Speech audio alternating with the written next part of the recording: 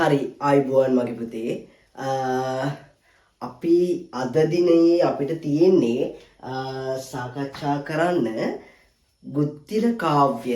ගුත්තිල කාව්‍යයේ අපි මේ කවි ටික විස්තර කරගෙන ආවා. අපි මේ වෙනකොට 13 වෙනි කවිය දක්වා අපි සාකච්ඡා කරලායි තියෙන්නේ. දැන් අපිට තියෙන්නේ 14 වෙනි කවියේ ඉඳලා අපිට කතා කරගෙන යන්න. හරි. එතකොට ඒකෙදි මට විනාඩියක් දෙන්න පුතේ.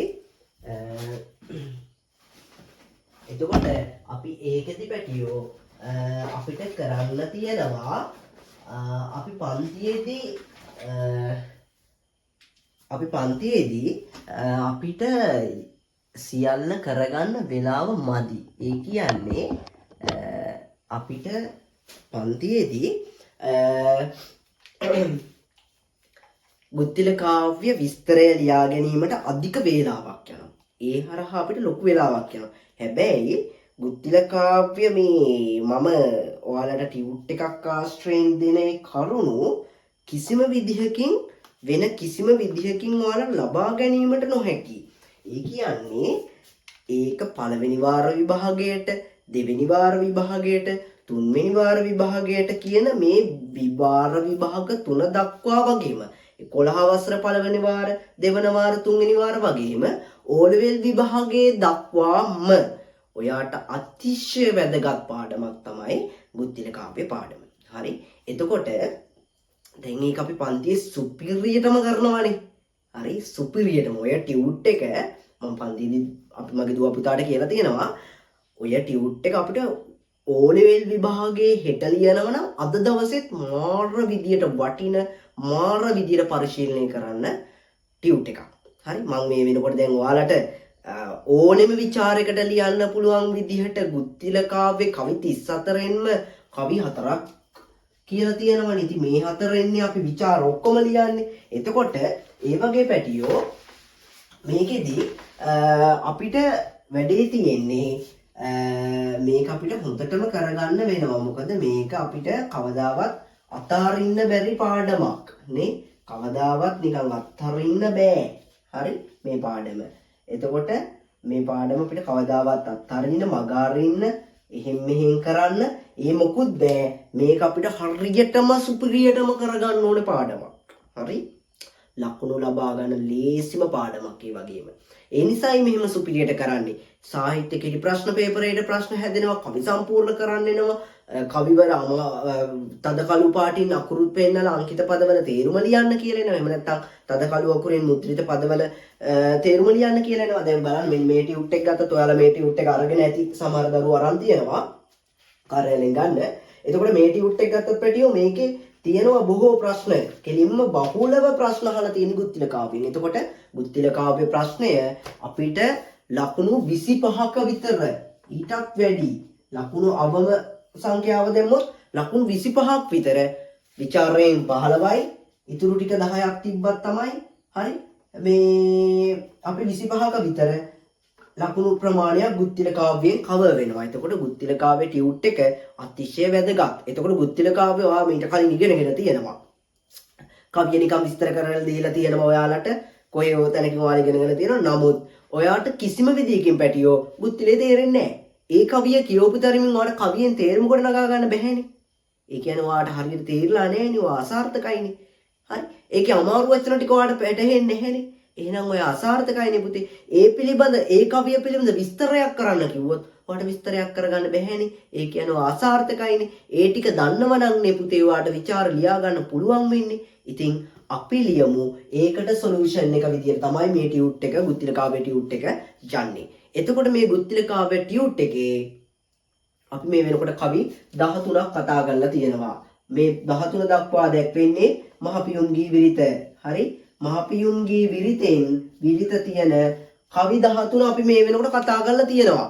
ඊට අමතරව අපි කතා කරලා තියෙනවා මේ පාර විභාගයට දෙවෙනි වාර විභාගයට එනවා ගුත්තිල කාව්‍ය ප්‍රශ්නයක්. අන්නේ එන ගුත්තිල කාව්‍ය ප්‍රශ්නයට අදාළ වෙන උද්දෘත පාඨ 4 මම ඊටව පැහැදිලිව දීලා තියෙනවා. ඒකේ විස්තර දීලා තියෙනවා. ඒ වගේම ඔයාලට ඒකේ අමාරු වචනත් දීලා තියෙනවා. එතකොට ඔයාලට ලොකු ආසියක් එනවා.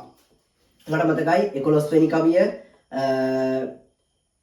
14 වෙනි කවිය 20 30 32 වගේ මට මතක කවි ටිකද කොහෙද මට මතක විදිහට මට මතක නෑ හරියටම ටියුට් එකේ අංක ටික වැරදි ඒ නිසාවේ අන්න ඒ වගේ කවි ටික මම අනිවාර්ය කවි විදිහට පුතාලට දීලා තියෙනවා. එතකොට අපිට දැන් තියෙනවා ගුත්තිල කාව්‍ය ටියුට් එකේ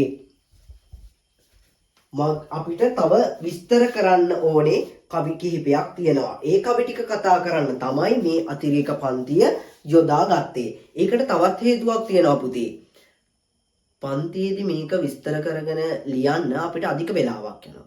මේ වෙලාව අපි මේ ටික මෙහෙම ලියාගත්තාම පන්තියේදී මම නැවතත් මේ ටික විස්තර කරලා දෙනවා. හැබැයි ලියවන්නේ අකුරෙන් අකුර. දැන් ලියවන එක මම මේ පන්තිය ඔයාට ලියවනවා. ඔන්ලයින් පන්තිය ලියවනවා.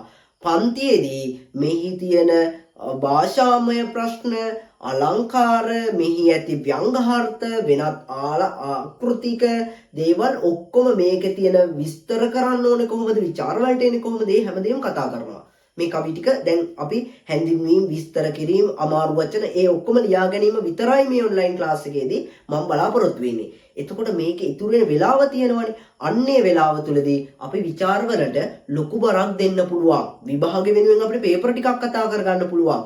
අන්නේ වෙනුවෙන් තමයි මගේ අපේක්ෂාව. ඒ නිසා තමයි පුතේ මම මේ ටික මෙහෙම කරන්නේ. එතකොට ඔයා කරන්න ඕනේ මගේ පැත්තෙන් මම එහෙම කරනකොට ඔයාගේ පැත්තෙන් පුතේ ඔයා මොකද්ද කරන්න ඕනේ? ඔයා කරන්න ඕනේ මේ වීඩියෝ එක බලලා. හරි? එහෙම නැත්නම් ඔයා මේ සමහර විට මේ පන්තිය ඇති සමහර විට ඔයා වීඩියෝ එක බලනවා ඇති. හරි? වැඩිපුර මම ළමයි ફોකස් කරන්නේ වීඩියෝ එක බලන ළමයිව. හරි?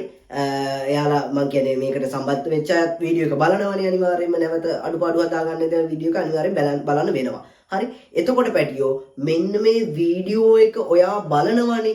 මේක බලනකොට බලලා මේකේ මම කියන දේවල් ටික ඔයාගේ ටියුට් එකේ සම්පූර්ණ කරගන්න. සෙනසුරාදා වෙනකොට අනිවාර්යෙන් සම්පූර්ණ කරගෙන පන්තිට පැමිණෙන්න. පොත් මම බලනවා. එතකොට ඒ ටික අරගෙන මම නැවත ඔයාට විස්තර කරලා දෙනවා පන්තියේදී. එතනින් අපි ඉතුරු වෙන වෙලාවේ අපි දෙවෙනි වාරේ විභාග වෙනුවෙන් වැඩ කරමු. ඒක තමයි ඔයාගේ පැත්තෙන් ඔයා මහන්සි වෙලා කරන්න ඕනේ දේ. හරි? කවි 5යි මම මහ ගණන් කතා කරන්නේ. කවි 5යි මේ වෙලාවේ මම විස්තර කරන්නේ. ඉතින් මේ කවි 5 අපිට ඔයාට ලියන් එන්න බැරි නම් ඔයා අසාර්ථකයි. හරි? ඒ නිසා මම කියන්නේ අපි එමු අපිට තියෙන්නේ අනිවාර්යෙන් ඒක කරගෙන එන්න. 14 වෙනි කවිය අපිට තියෙන්නේ දිය දිය ගොස පල කෙරමින් සැපමිනි ගිය ගිය තන ඉස්වාරන් මුතුමිනි දිය ගිය දිය නද එනමින් ගෙනමිනි සිය සිය ගුණයෙන් වෙන නද නික්මිනි කියලා තමයි අපිට කවිය තියෙන්නේ. පුතේ මෙන්න මේක බහුල වෙන ප්‍රශ්නයක්. ඔයාලගේ මේ පාර ව්‍යාකරණ වලටත් ඒ බොහෝ දුරට දිය කියලා වචනයක් තියෙනවා. දිය. හරි දිය දිය කියලා මම දෙපාරක් ලියන්න. මේ දිය ඇවිල්ලා එක දියක් අපිට ගන්න පුළුවන් ලෝකයෙහි කියන එක. හරි? ලෝකයෝ. ලෝකයා, ලෝකයා, ලෝකයෙහි. ලෝකයෝ කියන්නේ ඔයාලට නේනේ. හරි. හරි ලෝකයෙහි. ඊට පස්සේ මේ දිය කියනවා මොකක්ද? දියට කියනවා ජය කියලා. ජය ഘോഷාව. මෙතන දක්වනවා ජය ഘോഷාව දිය ගොස කියලා. දිය මම මෙතන දාන්නම්. දිය ගොස කියලා දානවා. හරි? ජය ഘോഷාව. එතකොට මෙතන බලන්න දිය ලෝකෙහි දිය ගොස ජය ഘോഷාව. පළ කෙරමින් ප්‍රසිද්ධ කරමින්. හරි? ගිය ගිය තැන ඉස්වාරන් මුතුමිනි. ඒ කියන්නේ දැන් ගුත්තිලගේ වීණානාදය අහලා මිනිස්සු වශීකృత වෙලා අන්දමන්ද වෙලා බලන් ඉන්නවා. වශීකృత වෙලා හරිම ආශාවෙන් අහන් ඉන්නවා. හරි? ඒ අහන් ඉන්නකොට නිකන් මගේ කතාව දෙයා බලා බලන් ඉන්නවා වගේ හරි. ඒ වගේ ගුත්තිලගේ මේ වීණා වාදනය දිහා හරිම ආශාවෙන් බලන් ඉන්නවා. මේ බලන් ඉන්න එක බලන්න මොකද්ද වෙන්නේ පුතේ? කිය ගිය තැන ඉස්වා රන් මුතුමිනි. මිනිස්සු බොහොම අමාරුවෙන් හරි හම්බ කරගත්ත රන් මුතු මැණික් මාණික්ය මෙන්න ගුත්තිලා ගාන්ධාරයට ලබා දෙනවා. හරි? සියසිය ගිය ගිය දිය නද එන මෙන් ගෙනමිනි සියසිය ගුණයෙන් වෙන නද නික්මිනි. ඒ කියන්නේ මේ වීණා නාදය ජය ഘോഷාවක් වගේ රාව ප්‍රතිරාව දෙමින් දසත විහිදී යනවා. ඒක තමයි මේ කවිය විස්තර වෙන්නේ. එතකොට අපි මෙතන අමාරු වචන ටික ලියාගෙන හිමු පැටව. ලියා ගන්න. දිය. මුල් දිය කියනවා ලෝකේහි. දෙවෙනි පදේ තියෙනවා දිය ගොස කියලා. ඒ දිය ගොස කියන්නේ මොකක්ද? එතන දිය ගොස කියනවා පුතේ ජයഘോഷාව. ලියා ගන්න ඔයා ජයഘോഷාව. ඊට පස්සේ වචනය පළ කෙරෙමින්. පළ කෙරෙමින් කියනවා පුතේ ප්‍රකට කරමින්, එහෙම නැත්නම් පතුරුවා හරමින් ප්‍රකට කරමින් කියන අදහස ගන්න පුළුවන්. ඒ වගේම ඊළඟ වචනේ තියෙන ඉස්වා. ඉස්වා. ඉස්වා කියන්නේ පුතේ විසුරුවා කියන අදහස. දියනද ජයනාදය. ජයනාදය ගෙනමිනි ප්‍රතිරාව රැගෙන. හරි. ඔන්න අමාරු වචන ටික. ඒකේ විස්තරය අපි දැන් මෙහෙම ලියාගමු. හරි. ඒකේ විස්තරය අපි ලියාගමු පුතේ. ඔයා විස්තරය ලියන තැනට එන්න.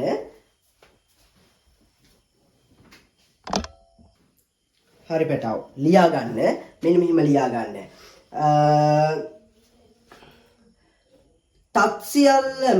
තත්සියල්ල සිඳ වීණා නාදය නංවත්ම ගුත්තිලට ජය පැමිණියේය. හරි. ගුත්තිලට ජය පැමිණියේය. වීණා නාදය නංවත්ම ගුත්තිලට ජය පැමිණියේය. නික්මුණු වීණා නාදය කෙමෙන් කෙමෙන් දියුණු විය.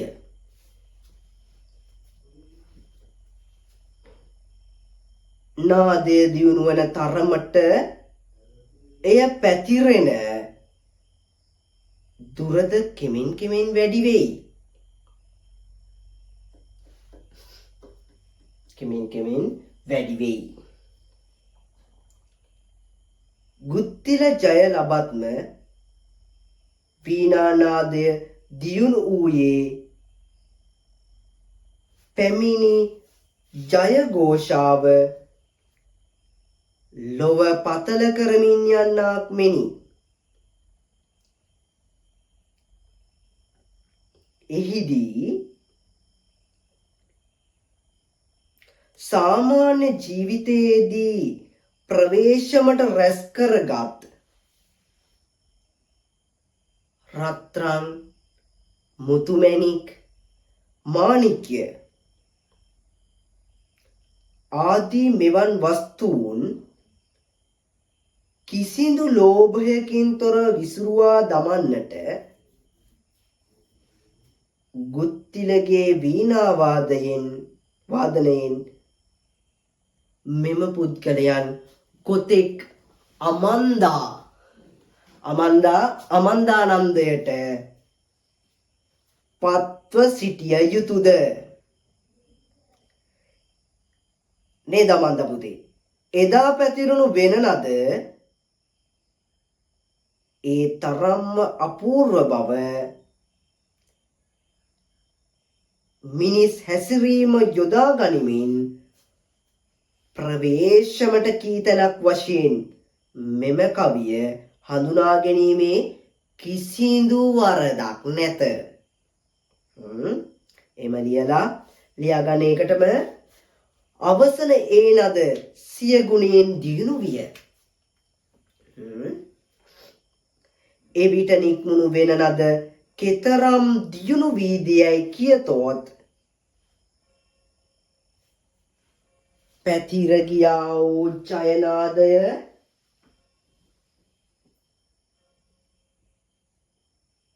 ප්‍රතිරාව නංවන්නා වැනි විය. ගිය නද එනමෙන් ගෙනමිනි සිය ගුණයෙන් වෙන නද නික්මිනි යන දෙපදයෙන් විස්තර කෙරෙනුයේ එයයි. ඡේදවෙන් කරලා මෙන්න මේ විශේෂ විස්තරය ලියා ගන්න. දැන් මෙම කවිය ඇරඹනුයේ ඡේදවෙන් කළා එකටම මෙම කවිය ඇරඹනුයේ මෙම කවිය ඇරඹනුයේ ගුත්තිලගේ වීණා වාදනයේ මිහිරියාව පිළිබඳව කෙරෙන විස්තරයයි.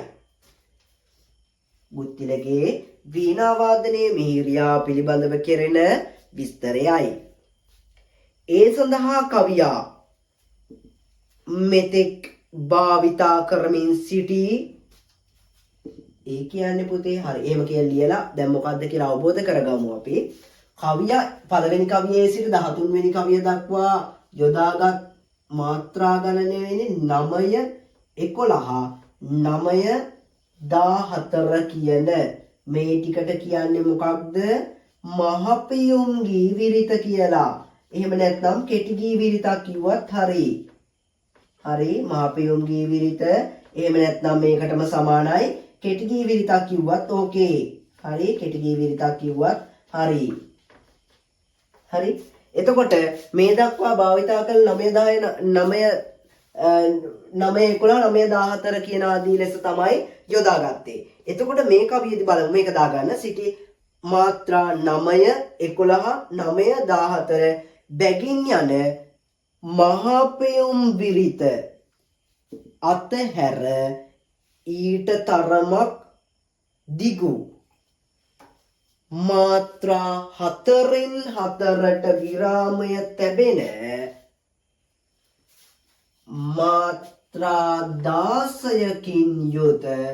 මාත්‍රා 16කින් යුත් විරිතක් යොදා ගනී. මාත්‍රා 16කින් යුත් විරිතක් යොදා ගනී. හරි මාත්‍රා 16කින් යුත් විරිතක් යොදා ගනී.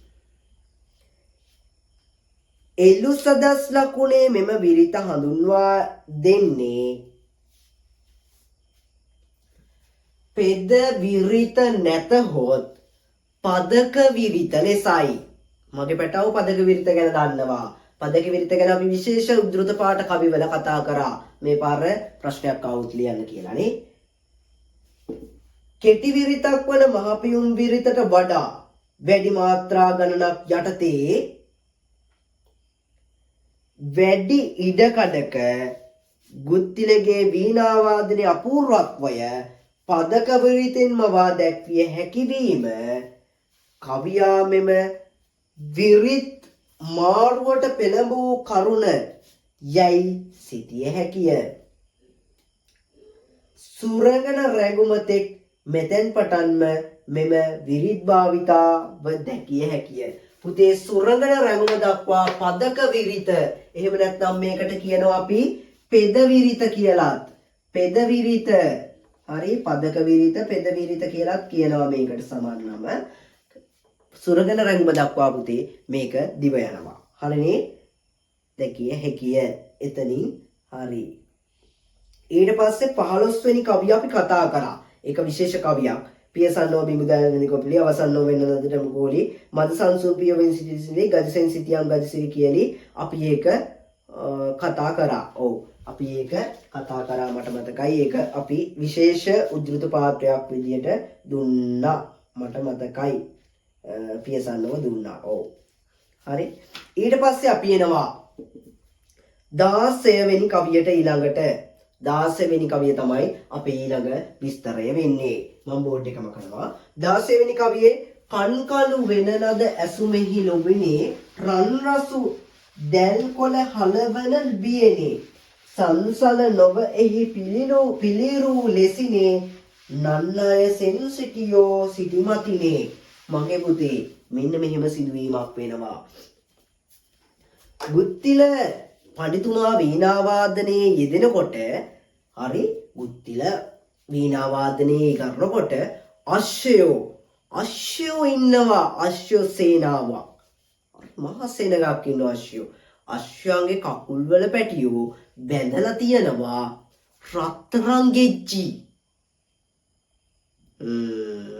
ඔයාලගේ අම්මලා තාත්තලා ගෙජ්ජි බැඳලා තියනවා. ඔයාලගේ බෙල්ලේනේ රත්තරන්. හරි. හැබැයි රත්තරන් අශ්වයන්ගේ කකුල් වල කොට්ටේ යුගයේදී රත්තරන් ගෙජ්ජි බැඳලා තියෙනවා. මේ ගුත්තිල කාව්‍ය කොට්ටේ යුගයේ නෙවෙයි සෝරි ගුත්තිල ජාතකයේ තමයි සඳහන් වෙන්නේ. මට ඒක සමා වෙන්න. මේ ගුත්තිල කාව්‍ය රචනා කරනකොට වැත්තේ හාමුදුරුවෝ කියනවා මෙන්න අශ්වයන්ගේ කකුල රත්තරන් ගෙජ්ජි බැඳලා තිබ්බා කියලා. ගෙජ්ජි, ගිගිරි, ගෙච්චි සාමාන්‍යයෙන් කකුලේ බැඳලා තියෙනකොට දැන් ඔය කෙල්ලෝ එහෙම දන්නෝ නැටුම් වලට යනකොට කොල්ලොත් දන්නෝ නැටුම් කරන කොල්ලෝ ගෙච්චි බැඳලා තියෙනකොට පුතේ කකුල චුට්ටක් කෙලවුනොත් චිලිම් බිලින් ගාලා සද්ද එනවනේ. හරි. එතකොට අශ්වයේ කකුලක ගෙච්චියක් බැඳලා තිබ්බොත් කොහොම ටෝන් එකක් නිකුත් වෙයිද? කොහොම නාදයක් නිකුත් වෙයිද? හැබැයි මෙන්න විශේෂ සිදුවීමක් වෙනවා. ගුත්තිලයන් වීණා වාදනය කරනකොට අශ්වයන් ඒ වීණා නාදයට බාධාවක් වේ යයි සිතලා ඔවුන් කකුල් සොලවන්නේ නැහැ. පිළිම වගේ පිළිරුවැනි පිළිම වගේ එම සතුන් එහෙමම ඉන්නවා. පිළිම වගේ ඒ අශ්වයන් එහෙමම රැඳී සිටිනවා. හරි බලමු අපි ඒකට ඇවිල්ලා. මෙන්න කන්කලු වෙනනද ඇසු මෙහි ලොබිනේ. කන්කලු කියනවා මිහිර වීණා නාදය පුතේ. රන් රසු දැල් කොළ හලවන බිනේ. රත්තරන් ගිජ්ජි බැඳලා තියෙනවා. ඒවා සෙලවෙයි කොළහල වෙනවා කියන්නේ ඒවා සෙලවෙයි කිය බයෙන්. සංසල නොව එහි පිළිරූ ලෙසිනේ. හෙලවෙන්නේ නෑ අශ්වයෝ. මොකද්ද කරන්නේ? පිළිරූ ලෙසිනේ. පිළිම වගේ ඉන්නවා.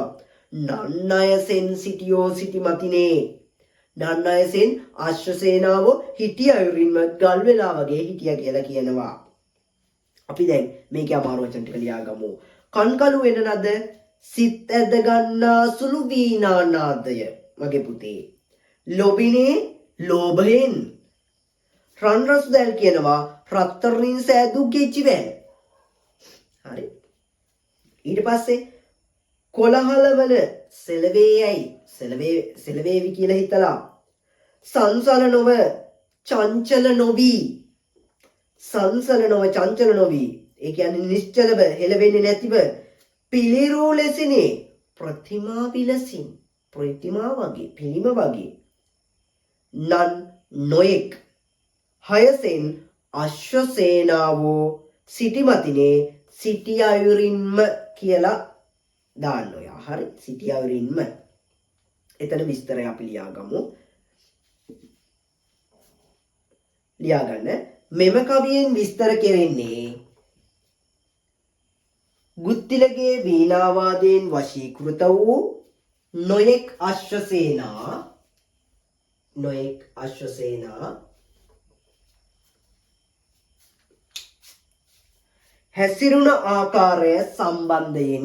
හැසිරුණ ආකාරය සම්බන්ධයෙනි. අශ්වයන් යනු සංසුන්ව හිඳීමට හුරු සත්ව කණ්ඩායමක් නොවේ. අශ්වයන් යනු සංසුන්ව හිඳීමට හුරු සත්ව කණ්ඩායමක් නොවේ. ඊතා ජව සම්පන්න බවකින් නිතරම චංචල ස්වභාවයකට උරුමකම් කියන මෙම සත්වයන් ගුත්තිල වීණා වයන දිනයේ සිය ප්‍රකෘති ස්වභාවය අත්හැර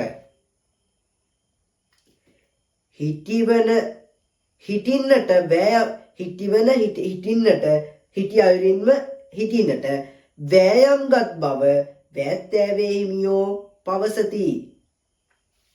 එසේ අස්වාභාවිකව මෙම අශ්ව සේනාවන් හැසිරීමට හේතුව ඔවුන්ගේ පාදවල ගැටගසා තිබෙන රත්තරන් ගෙච්චි වැල් පාසෙලවීමේදී නාදුවහොත් එය වීණා වාදනයට රස විඳ ගැනීමට බාධාවක් විය හැකි යැයි ඔවුන් කල්පනා කිරීමය. රත්තරන් ගෙච්චි වැල් බැඳීපා නොසොල්වා ගුත්තිලගේ වීණා වාදනය ඇසීමට සැදී පැහැදී සිටි අශ්ව සේනාවන්ගේ රූපය සහෘද මනසෙහි ඇඳ දක්වනුයේ නිරායාසයෙනි. වීණා වාදය ඇසීමට බාධා පැමිණෙති ජන බියෙන් අශ්ව සේනාවන් පාසල වීමකින් හෝ තොරව ප්‍රතිමා විලස රැඳී සිටි බව කීමෙන් ගුත්තිලගේ වීණා වාදනයේ අපූර්ව බව අතිශෝක්තියෙන් යුතුව කදිම උපමාව කරහා වර්ණනා කෙරෙයි. මෙම කවිය ගුත්තිලගේ වීණා වාදනයේ මිහිරි බව ධ්වනිත කරනුවස් සත්ව චරිතවල හැසිරීම කවියා භාවිතාවටගත් අපූර්වාකාරය සනාත කරනු සඳහා දිය හැකි මනරම් නිදර්ශනයකි කියලා ඒක ලියා ගන්න. හරි, කවි දෙකක් අවසන් කළා දැන් මම. හරි, තුන්වෙනි කවිය නිති නිරුදුගේ රැකවලේ නියුත්තෝ රුතිලදරු පුනත ජය බිඳගත්තෝ. ඒක අපි අනිවාර්ය කවියක් එක විස්තර කරා. හරි, මේ පාර විභාගෙට එන අනිවාර්ය කවියක් ඒක විස්තර කරා අපි. ඊට පස්සේදී තුන්වෙනි එක 18 වෙනි කවිය ඊළඟට මනමත් කරවන දනමුළු දෙරණා. ඔව්, මනමත් කරවන දනමුළු දෙරණා රසවත් වෙන නද කරනා සවනොත් සඳ පුරගෙන ලොබ දෙවුණා නොදලී දරුවන් නැකෙයින් වැටුණා. මගේ වැටියෝ අම්මා කෙනෙක්. හරි, අම්මලා දරුවන්ට හරි ආදරේ. ඒතර අම්මා කෙනෙක් අතින් කිසිම විදිහකින් දරුවෙක් හිතලා බිමට වැටෙන්න පුළුවන්ද? කවදාවත් අම්මා කෙනෙක්ගේ උකුලෙන් අම්මා කෙනෙක් දරුවෙන් වඩන් ඉන්නවා. මේ වඩන් ඉන්න දරුවා අම්මා හිතලා කිසිම දවසක බිම දාන්නේ නැහැ පුතේ. හරි, කවමදාකවත් වෙන්නේ නැතිම දෙයක්. කිසිම දවසක වෙන්නේ නැති දෙයක්. අම්මා කෙනෙක් දරුවෙක් හිතලා බිම දාන්නේ නැහැ. හැබැයි එදා ගුත්තිලගේ වීණා වාදනය අහන් ඉන්නකොට අම්මලා දරුවෝ එකේ වඩාගෙන හිටියා. අම්මලාට තමන්වත් අමතක වෙලා මේ තමන් වඩාගෙන ඉඳපු දරුවා බිම වැටෙනවා. හරි, ඒක මෙන්න බලන්න කියලා තියෙන විදිය. මනමත් කරවන දනමුළු දෙරණා. හරි, සිත් වශී වෙලා ඉන්නේ මුළු දෙරණා ඒ භූමි ප්‍රදේශයේ ඉන්න රසවත් වෙන නද කරනා. ඒ කියන්නේ මුළු පොතලේ ඉන්න අය වෙන නද වීණානාදය අහන් ඉන්නවා. සවනොත් සඳ පුරගෙන ලොබ දියුණා. පුරගෙන කියනවා පුරේ ඉන්න කාන්තාවන් සවනොත් ඒ වහන් ඉඳලා ආශාව ඇති වෙලා නොදනිත් දරුවන් එකයෙන් වැටුණා. දරුවෝ එකයෙන් බිමට වැටෙනවා. දරුවෝ තුරු ගානින් දරුවෝ එකයෙන් වැටෙනවා. බලන්න පුතේ එතන විස්තර අමාරු වචන ටික.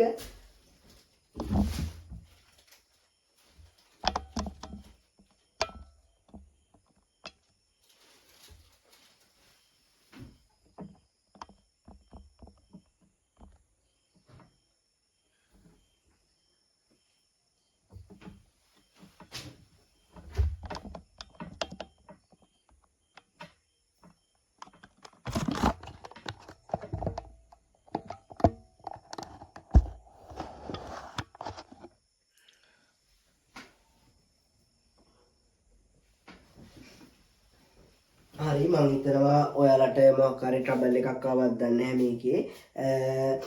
මනමත් කරවන දලමුළු දෙරණා තුන්වෙනි කවිය මම හිතන්නේ මොකක් හරි අඩුපාඩුවක් වුණොත් ඒක මම ක්ලාස් එකේ මම හිතන්නේ මොකක් හරි අඩුපාඩුවක් වුණා වගේ මට තේරුණා. තුන්වෙනි කවිය කියන්නේ 18 වෙනි කවිය දැන් අපි කතා කරන්නේ. අතන අඩුපාඩුවක් වෙලා තිබ්බොත් මම ඒකට අවශ්‍ය විස්තරය ටයිප් කරලා ගෲප් එකට දානවා. හරි, එතන මොකක් හරි මම කියන එකේ මොකක් හරි අඩුපාඩුවක් වෙලා තිබුණොත් මනමත් කරවන දලමුළු දෙරණා ඒ කියන්නේ මම හිතනවා මෙතන අඩුපාඩුවක් වෙන්නේ නැති කියලා. ඒ නිසා මේක විස්තර කරන්නේ. දැන් අම්මා කෙනෙක්ගේ අතින් දරුවෙක් වැටෙන්න බෑ කවදාවත්. මම මේ කවියේ කතා කරගෙන ගියේ. හැබැයි ගුත්තිලගේ වීණානාදයට වශීකృత වෙලා අම්මලා අතින් දරුවෝ බිමට වැටුණා.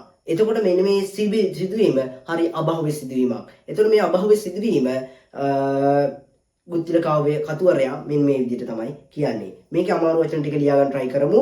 මනමත් කරවන පුතේ සිත් මත් කරවන්නා ඌ. අමාරු වචන ටික ලියා ගන්න. සිත් මත් කරවන්නා ඌ. සිත් මත් කරවන්නා ඌ. හරි, ධන කියනවා පුතේ ජනයා. ධන කියනවා ජනයා. සිත් මත් කරවන්නා ඌ ධන කියනවා පුතේ ජනයා. හරි, සිත් මත් කරවන්නා ඌ ජනයා. ඊට පස්සේ මුළු දෙරණා මුළු පොළොව තලයෙහි නද කරනා කියනවා පුතේ සතුටට හේතු වන්නා වූ. එහෙම දාගන්න සරල අදහස.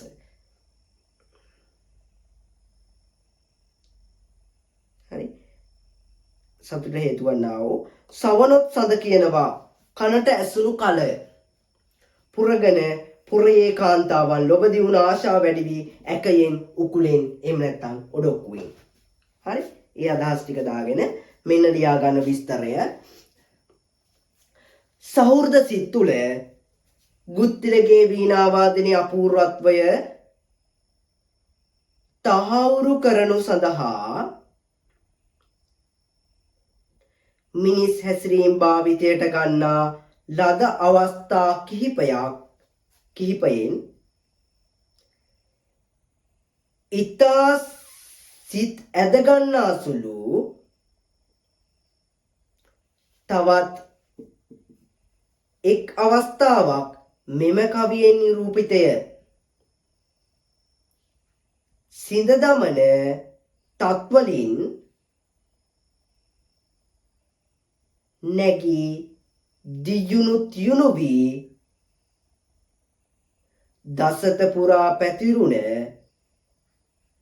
වීණා නාදයෙන් නගරයේ සිටි හස්තිසේනා අශ්වසේනා නගරයේ සිටි හස්තිසේනා අශ්වසේනා රජුගේ නිරන්තර රැකවලෙහිදී සිටි සෙබළුන් පමණක් නොව නගරයේ සාමාන්‍ය කාන්තාවෝ පවා අමන්දානන්දයට පත්වෙති. ඒ බව දැක්වීමට කවියා යොදා ගන්නා සිදුවීම් නිසා ගුත්තිලගේ වීණා වාදනයේ මිහිරි බව අතිශෝක්තියෙන් වර්ණාවට ලක් වෙයි. හරි. කවියා කියා සිටින්නේ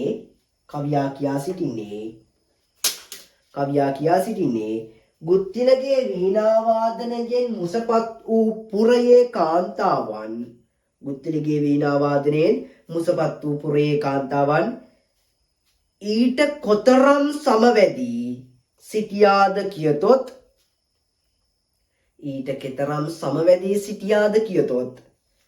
සිය උකුලෙන් හුන් දරුවා බිමට වැටි ඇති බවවත් නොදැන ඔවුන් වීණා වාදනයටම අවධානයදී සිටින බවය. සැබෑ මවකට සිය දරුවා තරම් උතුම් වස්තුවක් මේ ලෝකේ නැත. මෙම මව්වරුන්ට දරුවන්ව අමතක වූයේ ඔවුන් සැබෑ මව්වරුන් නොවන නිසාද නැත. ගුත්තිලගේ වීණා වාදනය මොහොතකට ඔවුන්ව අමතක කැරවූ බව කවියාමවා දක්වයි.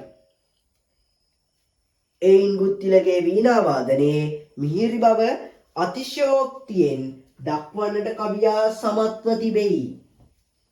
ඒ ආදී ලෙස ලියා ගන්න. හරි පුතේ, ඊළඟට කවි තුනක් කතා කරා. හතරවෙනි කවිය කියන්නේ 19 වෙනි කවිය. පන්සිලු වීණා නදතොස බැස්සු මන් පිනවන වෙන නදයෙන් තොස්සු නන්දන කැන්දුටුවද බියසිස්සු මින්රල උද්ගන් ගම් වෙරළට රැස්සු කියන කවිය. මේකේ බලන්න පන්සිලු වීණා නදතොස බැස්සු පංචසික කියන්නේ ශක්‍රයාගේ දිව්‍ය ගාන්ධර්වයානේ.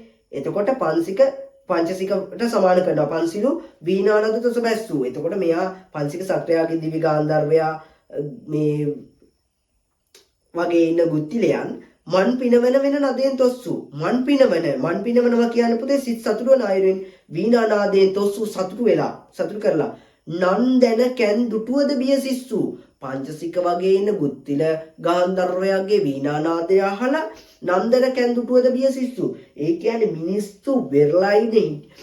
මිනිස්සු හිටියත් ඒ මිනිස්සුන්ටත් බය නොවි මින්රල උද්ගම් වෙරළට රැස්සු. මාළුත් ගඟේ වෙරළ තීරයට ඇවිල්ලා මේ වීණා නාදය දිහා බලාගෙන අහගෙන ඉන්නවා. හරි, මේකත් ලියමු. මේක මම අනිවාර්ය කවියක් කියලා දුන්නද ඔයාලට? ඉන්න බලන්න. ඒක දීලා තියෙනවා. ඒක දුන්නා. ඒ කවිය දුන්නා ඔයාලට. ඒකේ විස්තරේ දීලා තියෙන හැමෝටම. ඊළඟට ගන්න ඕන අපේ කවිය මේ 20 කවිය. වර වෙන නද අතමින් සිට සතොසිනි සරහැර සියොතින් සියපත් විදිනි පුරබර වසමින් සිටි රඟ කුම්වැනි සුරසෙනකට සුරසුන් පැනවූ වැනි කියන කවිය තමයි අපිට දැන් ලියන්න තියෙන්නේ. කලින් එක ලියලා තියෙන්නේ. හරි. ඒකේ බලන්න මෙන්න මුලින්ම දෙයක් වුණා පුතේ. මේ ගුත්තිල වීණා වාදනය කරන අවස්ථාවේදී අහසේ ඉන්න කුරුල්ලෝ සාමාන්‍යයෙන් කුරුල්ලෝ නිතර තටු සලමින් තමයි ගමන් කරන්නේ. හරි මේම තටු සලනවා. එතකොට මෙන්න මේ දවසේ අහසේ උන්න කුරුල්ලෝ මේම තටු සලන්නේ නෑ. මෙහෙම තටු විදහාගෙනම ඉන්නවා මෙහෙම කරගෙන. හරි. ඒක නිකන් මොන වගේද කියනවා නම් දිව්‍යාංගනාව ආවනේ. එයාලට පැනවූ සුර අසුන් දිව්‍යාංගනාවන්ට පැනවූ ආසන වගේ කියලා කියනවා පුතේ. අපි ඒකත් විස්තර කරගෙන ලියාගෙන යමු. මේක ලේසි කවියක්.